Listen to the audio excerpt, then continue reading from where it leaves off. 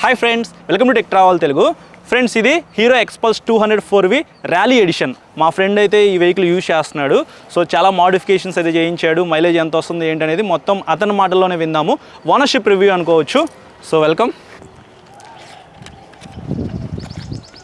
Hi. So మా friend Rajavamsi అన్నమాట. నేను కొన్ని వీడియోస్ కూడా ఈ వెహికల్ మీద రికార్డ్ చేశాను. ఇంతకుముందు మన ఛానల్లో మీరు ఉంటే చూడొచ్చు. సో ఈ వెహికల్ మీరు ఎప్పుడు పర్చేస్ చేశారు? 14 ఫిబ్రవరి 2024లో పర్చేస్ చేశాను. ఓకే, 2 years అవుతుంది అనమాట పర్చేస్ చేసి. ఎన్ని కిలోమీటర్స్ తిరిగారు? 30,000 దాకా తిరిగాను. సో 30,000 కిలోమీటర్లు తిరిగారు కాబట్టి సో మొత్తం మనకు ఒక క్లారిటీ అయితే ఉండిద్ది అనమాట. 1 by 1 అయితే మొత్తం అడుగుతాను. సో మీరు కొన్నప్పుడు ప్రైస్ ఎంత? నేను కొన్నప్పుడు ప్రైస్ వచ్చేసేసి 1,98,000 ఉంది. ఓకే. సో ఆ రోజు మీరు డిస్కౌంట్ ఇప్పించడం వల్ల ఒక 10,000 నుంచి 15,000 దాకా డిస్కౌంట్ ఇచ్చారు. ఓకే. సో అరౌండ్ లైక్ 1.89కి 1.85 అలా వచ్చింది నాకు వెహికల్. ఓకే. మైలేజ్ ఎంత వస్తుంది? మైలేజ్ అంటే లోకల్లో నాకు 35 వస్తుంది.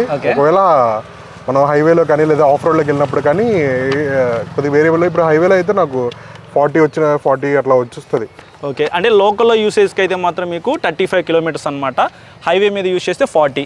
సో ఎక్స్పల్స్ 204V నార్మల్ వేరియంట్ అయినా ర్యాలీ ఎడిషన్ అయినా సరే మీకు సేమ్ ఇంజన్ కాబట్టి మైలేజ్ అయితే సేమ్ అదే వస్తుంది. మహా అయితే 1-2 కిలోమీటర్లు కొద్దిగా అటు ఇటుగా ఉండొచ్చేమో. సో ఎన్ని సర్వీసెస్ కంప్లీట్ అయినాయి? సో ఆల్మోస్ట్ లైక్ 7 పైన అయినాయి. Okay. So first service cost ఎంత అయింది? మెయింటెనెన్స్ పరంగా వస్తే కనుక మెయింటెనెన్స్ చాలా లో. ఫస్ట్ 2 times కూడా నేను ఫుల్లీ సింథటిక్ వాడాను. Okay. So post after second service ఏంటంటే నేను మోట్యూల్ ట్రై చేశాను. ఓకే. 10W50 నేను యూస్ చేసేవాడిని. ఓకే, అప్పుడు ఇంజన్ ఆయిల్ కాస్ట్ కొంచెం పెరుగుంది. ఓవరాల్గా 1500 లోపే ఇంకా. ఓకే. టాప్ స్పీడ్ మీరు ఎంత వెళ్ళారు? దీని మీద నేను 125 దాకా వెళ్ళాను. 125. సో 100 క్రాస్ అయిన వెంటనే వైబ్రేషన్స్ వచ్చినాయా? 100 లోపే వైబ్రేషన్స్ వచ్చినాయా? అసలు ఎలా ఉంది? 100 క్రాస్ అయిన తర్వాత ఏం రాలేదు, కానీ అది నా ఒక్కడిగా లేకపోతే అందరికన్నా నాకు తెలియదు. 65 నుంచి 75 మధ్యలో మటుకు హ్యాండిల్ ఓబ్లింగ్ వస్తుంది కన్ఫర్మ్. ఓకే. నాకు అయితే అది ఆ ఓబ్లింగ్ అసలు ఎన్ని ఆల్టర్నేట్ చేసినా కూడా అది కంట్రోల్ అవ్వలేదు. పోస్ట్ ఆఫ్టర్ 100-120 అయితే నాకు అలా ఇబ్బంది లేదు. ఓకే. క్లచ్ పెర్ఫార్మెన్స్ ఎలా ఉంది? క్లచ్ ఇప్పుడు హాఫ్ క్లచ్ పెట్టించుకుంటారు కదా, హాఫ్ క్లచ్ పెట్టించుకొని నువ్వు లైక్ ఇప్పుడు specifically design for of road కాబట్టి లోకల్లో యూస్ చేసే వాళ్ళకి హాఫ్ క్లచ్ అయితే ట్రాఫిక్ లో బండి అయిపోయింది. ఓకే. సో అందుకని నేను ఫుల్ క్లచ్ పెట్టించుకున్నాను. బట్ హాఫ్ క్లచ్ పర్ఫార్మెన్స్ కూడా ఆఫ్ రోడ్ అయితే పర్ఫెక్ట్ పెట్టింది. సో క్లచ్ స్మూత్ ఉందా, హార్డ్ ఉందా? స్మూత్ ఉంది. క్లచ్ ఒకవేళ హార్డ్ అయితే క్లచ్ కేబుల్ మార్చుకోవాలి. నాకు అన్ఫార్చునేట్లీ ఒక ఇన్సిడెంట్ ఏంటంటే, ఇలానే నేను ఒకరోజు మన ఇద్దరం రైడ్ చేసుకుని వచ్చేసి గుంటూరు హైవే మీద వచ్చాము. ఇంటికి వచ్చిన తర్వాత నేను జస్ట్ అట్లా బండి పెట్టి మళ్ళీ బయట తీసాను, క్లచ్ కేబుల్ తెగిపోయింది. ఓకే. సో అన్ఫార్చునేట్ జరిగింది అది. అంటే మనము టైం టు టైం కంపల్సరీ మార్చుకోలేదు కాబట్టి నాకు అది బ్రేక్ అయిపోయింది. ఎంత కాస్ట్ అయింది క్లచ్ కేబుల్? ఆ క్లచ్ కేబుల్ నాకు ఒక అరౌండ్ 300 నుంచి 500 లోపే అయింది. ఓకే. ఎక్కువ ఏమో అవ్వలేదు. తర్వాత ట్రాన్స్మిషన్ నాకైతే నేను ఫస్ట్ రివ్యూ చేసినప్పుడు నాకు కొద్దిగా హార్డ్ అయితే అనిపించింది. సో మీరు యూజ్ చేశారు కాబట్టి 30,000 తిరిగారు కదా, సో ఇప్పుడు ఎలా అనిపించింది మీకు ట్రాన్స్మిషన్? ట్రాన్స్మిషన్ అయితే కొద్దిగా హార్డ్గానే ఉంటుంది. ఎందుకంటే ఎట్ సమ్ పాయింట్ ఏంటంటే మనకి బండి టార్క్ సరిపోలేదు అన్న ఫీలింగ్ అయితే వస్తుంది. ఓకే. ఇంకొద్దిగా టార్క్ పెంచితే బాగుండేది. So brakes, what about brakes? Braking like front ABS కాబట్టి ఓకే. బ్యాక్ సైడ్ అయితే రేర్ బ్రేక్ యూస్ చేస్తే మనకు స్కిడ్ అవుతుంది కంపల్సరీ.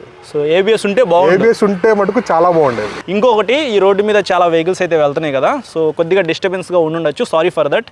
మాకు కొద్దిగా బెటర్ లొకేషన్ అయితే ఇదే దొరికింది. సో వాళ్ళ పని వాళ్ళు చేసుకుంటూ ఉంటారు, మన పని మనం చేద్దాము. సో మీకు ఇబ్బంది కలిగిస్తే మాత్రం సారీ. తర్వాత ఈ సీట్ ఏదైతే ఉందో ఇది స్టాక్ సీట్ అయితే కాదు. స్టాక్ సీట్ మీరు కొద్దిగా మోడిఫికేషన్ చేశారు. ఎందుకు? అది సీట్ కంఫర్ట్. నేను యాక్చువల్గా ఏమైందంటే, నేను విజయవాడ నుంచి హైదరాబాద్ నేను ట్రావెల్ చేశాను. సో ట్రావెల్ చేసినప్పుడు లైక్ 250-300 కిలోమీటర్స్ కదా, దానికి నేను స్టాక్ సీట్ చాలా ఇబ్బంది పడ్డాను. ఓకే. చాలా కొద్దిగా హార్డ్ అనిపించింది అసలు. మనం ఒక 100-150 దాటిన తర్వాత కంఫర్ట్ బ్యాక్ ఉండదు. ఓకే. సో నేనేం చేశానంటే, ఇంకా ఆ రోజు హైదరాబాద్ తీసుకెళ్ళినప్పుడు కాల్ చేస్తే ఇట్లా పలానా అని చెప్పారు. నేను అప్పుడు మోడిఫై చేయించి ఆఫ్టర్ మార్కెట్. ఎంత పడింది ఈ సీట్? సీట్ కాస్ట్ నాకు 6,000. So super. బట్ కంఫర్ట్ అయితే చాలా కంఫర్ట్. ఇంకోటి ర్యాలీ సీట్ కూడా పర్చేస్ చేశారు. ర్యాలీ సీట్ కూడా ఉంది. సో పర్పస్ ని బట్టి సీట్ నేను చేంజ్ చేసుకుంటూ ఉంటాను. సస్పెన్షన్ పెర్ఫార్మెన్స్ ఎలా ఉంది? ఎందుకంటే నార్మల్ వెహికల్ తో కంపేర్ చేసి దీంట్లో కొద్దిగా long travel suspension, how you feel? Suspension పరంగా అయితే కనుక టూ గుడ్ అని చెప్తాను. ఓకే. అసలు పాట్ హోల్స్లో కానీ బంప్స్ కానీ ఆఫ్ రోడ్లో కానీ ఏదన్నా కానీ సస్పెన్షన్ అయితే చాలా బాగుంది. అందులోనే అడ్జస్టబుల్ సస్పెన్షన్ కాబట్టి ఇంకా నాకు బ్యాక్ సైడ్ కూడా మోనోషాక్ కాబట్టి ఆ లెవెల్స్ అడ్జస్ట్ చేసుకోవచ్చు. నేనైతే ఇప్పుడు దాకా ఏం చేయలేదు, బట్ చేసుకుంటే కూడా ఇంకా బెటర్ ఉంటుంది. Okay, what about tyres grip? Already మీరు టైర్స్ కూడా మార్చారు, సో టైర్స్ గ్రిప్ ఎలా? నాబీ టైర్స్ వేసినప్పుడు బాగానే ఉంటుంది. స్టాక్ టైర్స్ అయితే కనుక damn sure average grip slip అవుతుంది confirm. Okay, extreme off road లోకి వెళ్తే ఎలా ఉంటుంది? ఎక్స్ట్రీమ్ ఆఫ్ రోడ్ లో స్టాక్ వేసుకుని వెళ్తే కన్ఫర్మ్ స్లిప్ అవుతారు. Okay, what about lights visibility? Light visibility వచ్చేసరికి లో బీమ్ లో అయితే okay, high beam solo travelling అప్పుడు ఓకే. సపోజ్ ఇప్పుడు మీ పార్ట్నర్ తో కానీ పిలియన్ ఎవరన్నా రైడర్ ఉండి వాళ్ళు ఎక్కిన తర్వాత బండి కొద్దిగా వెయిట్ వల్ల కింద డౌన్ అయినప్పుడు ఈ లైట్ మరి పైకి వెళ్ళిపోతుంది, లిటరల్ ఏంటంటే చెట్టు మీద కనపడుతుంది అనమాట. సో అప్పుడు ఆఫ్టర్ మార్కెట్ లైట్స్ యూస్ చేసేది. యాక్చువల్లీ ఫస్ట్ నుంచి అది లైట్ కొద్దిగా తక్కువగానే ఉంటుంది విజిబిలిటీ. సో ఇప్పుడు ఇది ఒక ప్రాబ్లం అయితే వచ్చింది. సో ఆఫ్టర్ మార్కెట్ లైట్స్ అయితే మీరు సజెస్ట్ చేస్తారు బెటర్ విజిబిలిటీ కోసం. ఓకే, ఫ్యామిలీకి రికమెండ్ చేస్తారా? అస్సలు కాదు. ఎందుకని? అస్సలు కాదు. నేను డే 1 నుంచి ఇప్పుడు ఫాదర్స్ అంటే లైక్ బిలో 50 ఏజ్ అంటే ఓకే కానీ మేనేజబుల్ కానీ ఆఫ్టర్ 50 అంటే అసలు మదర్స్ కూడా అంత కంఫర్ట్ ఉండదు. ఓకే, నార్మల్ వేరియంట్ ఉంది, లేకపోతే ఇంకా కేటీఎంలో కొన్ని వెహికల్స్ అయితే ఉన్నాయి, అదర్ వెహికల్స్ ఉన్నాయి, అవన్నీ కాదని చెప్పేసి హీరో వెహికల్ ఎందుకు కొన్నాం, అసలు ర్యాలీ వెహికల్ ఎందుకు కొన్నాం? సో బేసికలీ ఏంటంటే నాకు లైక్ కేరళ వెళ్ళడం చాలా ఇష్టం. కేరళలో రోడ్స్ కానీ లేకపోతే అటు పక్క నుంచి నాకు చాలా ఇష్టం.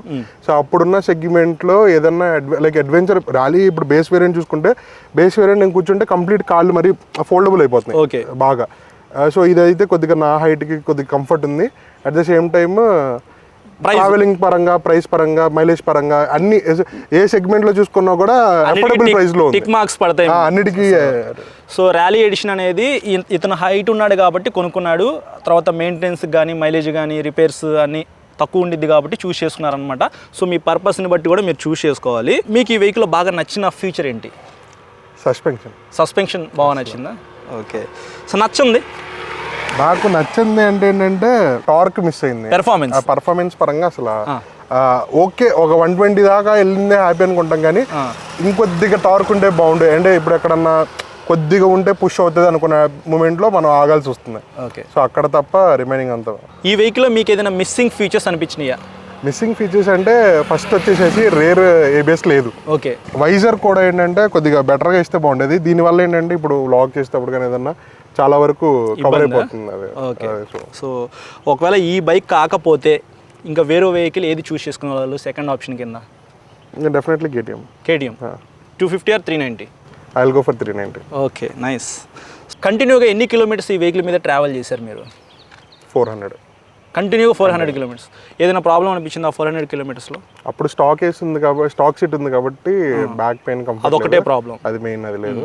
అండ్ 120 తర్వాత పుష్ చేయలేము. వైబ్రేషన్స్ కాదు, లిమిట్ అయిపోయిన ఫీలింగ్ వస్తుంది. ఇంకొద్దిగా 130 to 150 లోపు ఉంటే that would be better. Okay, top speed కూడా బాగుండాలి. సో యూఎస్బి ఛార్జింగ్ పోర్ట్ అయితే ఇచ్చారు. సో అది మీరు రీసెంట్గా కూడా మార్చారు. So what is the reason? అది ఏమైందంటే కొద్దిగా జస్ట్ ఏదైనా మైనర్ ఇన్సిడెంట్ జరిగినప్పుడు దాని మీద ఉండే క్యాప్ ఈజీగా రిమూవ్ అయిపోతుంది. సో ఆ స్ప్రింగ్ వల్ల ఏంటంటే చేంజ్ చేయాల్సి వస్తుంది అది. సో ఇంకేమన్నా ప్రాబ్లమ్స్ మీరు ఈ వెహికల్ మీద ఫేస్ చేశారు ఇప్పటిదాకా? అదే హ్యాండిల్ వోబ్లింగ్ అది ఎంత చేసినా కూడా అది అవ్వట్లేదు. అండ్ మోర్ ఓవర్ ఏంటంటే ఇవి సిగ్నల్ లైట్స్ ఎల్ఈడి లైట్స్ కాదు. ఓకే, సో నేను ఎల్ఈడి పెట్టి ట్రై చేశాను. 2 times నేను చేంజ్ చేశాను. 2 times ఫ్లిక్కర్ అయి ఆగిపోతుంది. సో అది బ్యాటరీ ప్రాబ్లం ఏం లేదు, మళ్ళీ ఓడోమీటర్లో సిగ్నలింగ్ టిగ్లింగ్ ఏం లేదు. బట్ ఎల్ఈడి లైట్స్ అయితే సెట్ అవ్వలేదు. సో మళ్ళీ బ్యాక్ టు నార్మల్ అనమాట. సో బట్ ఇప్పుడు లేటెస్ట్ వెహికల్కి ఏంటంటే ఎల్ఈడి లైట్స్ ఇచ్చి అప్డేట్ చేశారు కాబట్టి ఓకే, కొత్తగా కొనుక్కునే వాళ్ళకి ఇబ్బంది అయితే ఏం లేదు. బట్ మీరు పాత వెహికల్ సిగ్నల్ లైట్స్ అనేది ఎల్ఈడికి మార్చుకుంటే ప్రాబ్లం అయితే రావచ్చు. సో బ్రో అయితే ఆల్రెడీ ఫేస్ చేశారంట. ఇదేంటి దీని వెనకాల ఒకటి ఇది పెట్టారు? అది టాప్ లైట్ ఎందుకు పెట్టుకున్నానంటే ఏదన్నా లగేజ్ ట్రావెలింగ్ కి సోలో కానీ లేకపోతే పిల్లలు లాంగ్ రైడ్స్ కి మీరు టాప్ బాక్స్ పెట్టుకున్నారు. ఓకే, తర్వాత స్టాక్ ఎగ్జాస్ట్ యూజ్ చేస్తున్నారు? స్టాక్ యూజ్ చేస్తున్నాను. తర్వాత ఈ ఫుట్ పెక్స్ మీకు అంతా ఓకేనా? లేదు, ఆఫ్టర్ మార్కెట్ ఫుట్ పెక్స్ కొద్దిగా వైడ్ ఉంటాయి. అవి అయితే ఇంకా బెటర్ కంఫర్ట్ ఉంటుంది. ఓకే, సో మీరు వెహికల్ పర్చేస్ చేసిన తర్వాత ఈ ఫుట్ పెక్స్ని మార్చుకోండి. KTM అడ్వెంచర్ 390 ఫుట్ పెక్స్ అయితే ఈ వెహికల్కి పర్ఫెక్ట్గా సెట్ అవుతాయి, అయితే కొద్దిగా వైడ్ ఉంటాయి. సో కిక్ స్టార్ట్ ఎప్పుడైనా యూజ్ చేశారా? ఆ కిక్ స్టార్ట్ చాలా యూజ్ అవుతుంది, చాలా యూజ్ అవుతుంది. యా, సో ఇది ఒక ప్లస్ పాయింట్ ఈ వెహికల్ కిక్ స్టార్ట్ అయితే ఉండేది కాబట్టి. సో ఇది ఫ్రెండ్స్ ఓవరాల్గా ఈ వెహికల్కి సంబంధించిన మొత్తం క్వశ్చన్స్ అయితే అడిగాను. మాక్సిమం మీ డౌట్స్ అయితే క్లియర్ అయినాయి అని చెప్పేసి అనుకుంటున్నాను. ఇంకేమైనా డౌట్స్ ఉంటే మాత్రం ఈ వీడియో కింద కామెంట్ చేయండి. అలాగే ఈ వీడియో నచ్చితే మాత్రం లైక్ చేసి మన ఛానల్కి సబ్స్క్రైబ్ చేసుకొని సపోర్ట్ చేస్తానండి. Thank you.